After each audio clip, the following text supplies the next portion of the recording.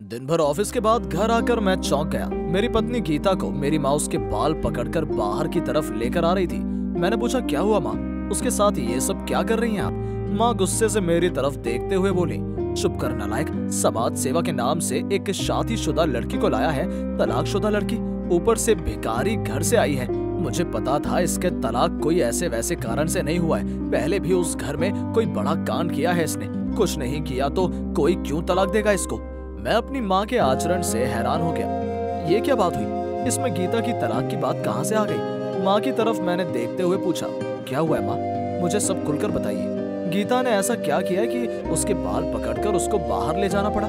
ये बात सुनते हुए माँ ने गुस्से से जवाब दिया, शोकेस में तुम्हारे जो 1 लाख रुपए थे उसमें से 80,000 रुपए गायब है। वो पैसे इसने चोरी करके अपनी माँ का ऑपरेशन किया है। कितनी बड़ी चोर है सोच ले। पति के घर से चोरी करके मायके में भेजना। इस लड़की को अब मैं अपने घर में नहीं रखूंगी। ऐसी चोर लड़की को और 2 दिन घर पर रखूंगी तो माँ बेटे को लूट लेगी। ये लड़की सत्यानाश कर देगी। किस्मत अच्छी थी कि सही टाइम पर पकड़ लिया मैंने, नहीं तो सत्यानाश हो जाता। मैंने माँ से पूछा, गीता ने चोरी की है ये आपने अपनी आंखों से देखा है? माँ ने जवाब दिया, देखना क्या है, चोर किसी के सामने थोड़ी चोरी करता है, लेकिन उसी ने चोरी की है, मुझे पता है। मैंने मुस्कुराकर बोला, आप इस बारे में इतना श्योर कैसे हो रही हैं? माँ ने बोला, कुछ दिन पहले वही बोल रही थी कि उसकी माँ के ऑपरेशन के लिए 80,000 रुपए चाहिए, पैसे के लिए ऑपरेशन नहीं हो रहे, रोते हुए बोल रही थी। माँ को शायद अब नहीं बचा पाऊंगी, बिना ऑपरेशन के नहीं बच पाएंगी, ऐसे डॉक्टर ने बोला।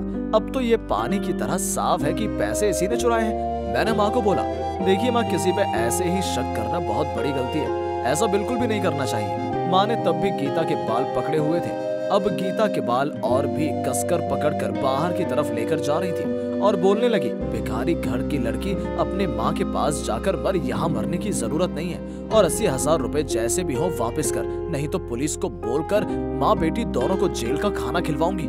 मैं अब माँ के सामने आकर खड़ा हो गया और लाइफ में पहली बार माँ के ऊपर चिल्लाकर बोला, मैं बोलता हूँ उसके बाल छोड़ दो। माँ मेरी तरफ आंखें दिखाते हुए देखती है, लेकिन उसके बाल नहीं छोड़ती है। मैं खुद ही जाकर माँ का हाथ पकड़कर गीता के बाल से हटाता हूँ और बोलता हूँ, बहुत हो गया माँ, आपने बहुत बेइज्जती की है, बहुत। सुनिए माँ, आदमी गरीब होने से चोर नहीं हो जाता, ये विचार अपने दिमाग से निकालिए। और तलाकशुदा लड़की खराब है ये सोचना भी बंद कीजिए। तलाकशुदा लड़कियाँ अगर खराब होती हैं तो आपकी छोटी बहन अंजलि आंटी भी खराब है, उनको भी उनके हस्बैंड ने तलाक दिया, उन्हें कभी खराब क्यों नहीं बोलती हैं आप? और पैसे के बारे में आप जो बोल रही थी गीता ने चोरी की है, ये आपका वहम है। जो पैसे के लिए आपने गीता पे हाथ उठाया, उसने पैसा नहीं लिया, उसके घर का आधा जमीन बेचकर उसने अपनी माँ का ऑपरेशन के लिए पैसों का जुगाड़ किया है। ऑफिस जाने के टाइम पर मेरे एक दोस्त का कॉल आया, उसे 80,000 रुपए की सख्त जरूरत है। उसको देने के लिए मैंने 80,000 रुपए उस 1 लाख रुपए में से निकाले थे। तब आप पूजा कर रही थी, इसलिए आपको बोल नहीं पाया।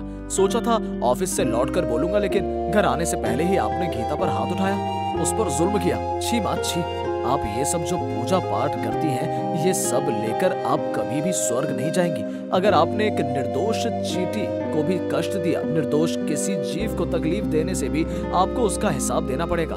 तब ऐसा भी हो सकता है कि आपका ये पूजा पाठ एक जीव के लिए बर्बाद हो जाए। ये बोलते हुए गीता का हाथ पकड़कर मैं रूम में ले गया।